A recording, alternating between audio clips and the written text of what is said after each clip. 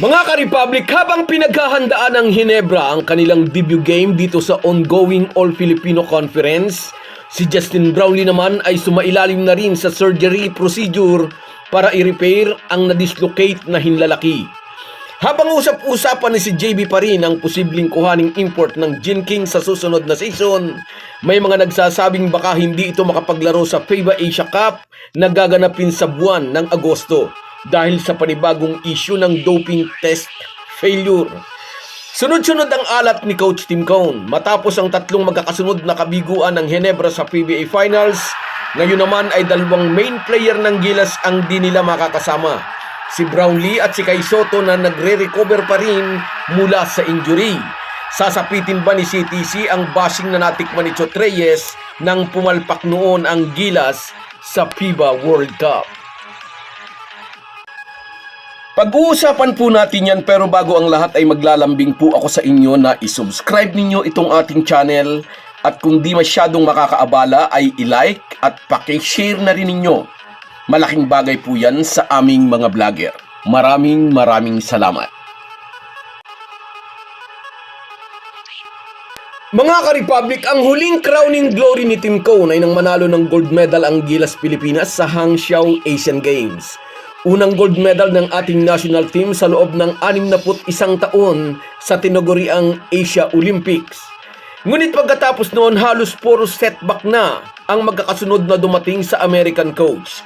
Before ng Asian Games gold medal sa Hangzhou, ang huling PBA crown na naibulsa ni CTC para sa Hinebra ay ang Commissioner's Cup title noong 2023, kung saan tinalo ng Gin Kings ang malakas na guest team na Bay Area Dragons na hindi pa nasusundan.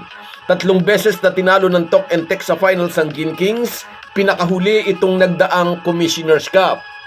Napakaraming nadismaya dahil may upper hand na noon ang Hinebra 3-2, akalain mong nasilat pa sila ng TNT. Nabuksan tuloy ang pinto para sa tropang 5G na puntiryahin ang Grand Slam. Ang bawat conference ay chance para sa mga natalong kupunan na makabawi, lalo na yung mga natalong finalist. Ngayong season 49, 2 ulit na kinapos ang Hinebra sa kamay ng Tok and Tex. Isang MVP team din ang tumalo sa SMB noong Philippine Cup sa season 48 nang padapain ng Meralco ang Beermen sa finals. For sure, hindi ito maganda sa panlasa ni na SMB Big Boss Ramon S. Ang at SMB Sports Director Al Francis Chua. Kumikilos na ang SMB at una nang kinuha si GM Calma, kapalit si Evan Nava. Pero kumikilos na rin di umano ang TNT para mapalakas pa ang kampanya ngayong All-Filipino Conference. Ayon sa mga reports, nagkausap na sa telepono sina Chot Reyes at si Mikey Williams. Walang detalye tungkol sa naging takbo ng usapan, but at least muling nabuksan ang linya ng komunikasyon. As per PBA rules, agad-agad ay pwedeng makapaglaro si Williams sa TNT kung magdidesisyon ang management na pabalikin ito.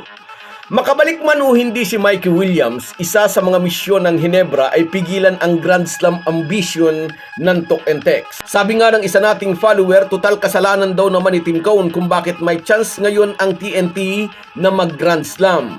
Marami ang nambabas ngayon kay Coach Tim Cone dahil maraming Hinebra fans ang nadismaya. Star-studded daw ang Hinebra pero binabangko naman niya ang ibang player. At hindi lang yan ang pambabas na kanyang matatanggap kapag muling nabigo ang Hinebra ngayong conference. Hindi malayong matulad si Tim Cone sa sinapit ni Chot Reyes nang pumalpak ang Gilas sa World Cup with Jordan Clarkson as naturalized player. Dalawang mabigat na gyera ang haharapin ni Tim Cone na ang kabiguan sa alinman sa dalawa ay siguradong uulanin siya ng pintas at intriga.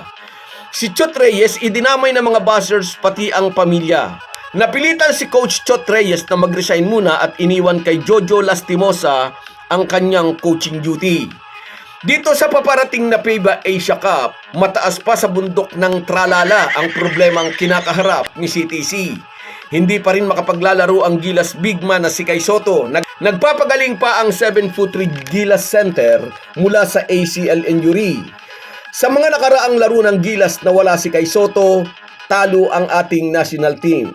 Samantala, sumailalim na sa surgery si Justin Brownlee para i-repair ang na-dislocate na hinlalaki sa kanyang shooting hand. Okay daw naman ang lahat.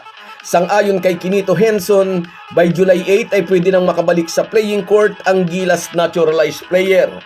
Ngunit ang malaking problema, pinadala na nga siya, pati ang Samahang Basketball ng Pilipinas ng Notice of Adverse Analytical Finding. For the second time, nag-positive si JB sa substance ng recreational drug. Inaasikaso na raw ito ni Brownlee sa tulong ng kanyang abogado sa US. Palaisipan kung masususpindi ba ulit si Brownlee. 3 buwan ba ulit? Paano kung mas matagal? At siguradong nasa isip ito ng SBP. Lalo na tiyak na iisip din ito ni Coach Tim Cone. Wala nang kay Soto ay wala pang Justin Brownlee. Napasama pa naman ang Gilas sa Group D kung saan ay kasama nila ang New Zealand, Chinese Taipei at Iraq. Tinalo tayo ng New Zealand at Chinese Taipei sa third and final window ng qualifier. Ito ang mga problemang kinakaharap ni Coach Tim Cone. Sa PBA, obligado siyang makapagpakita ng magandang performance para sa Hinebra at sa international stage, aminin natin, mahina ang ating national team kung wala si Kai Soto at si JB. Pero wish natin na makapagpakita ng magandang performance si Ange Kouame sakali ngang masususpindi si Justin Brownlee. Kapag nagbigo ang Gilas, malamang sa malamang matutulad si CTC kay Chot Reyes. So guys, yan lang muna. Hanggang sa muli. Kung wala po kayong mga viewers namin ay walang magtatagumpay na vlogger. Kaya salamat po sa inyong panunood.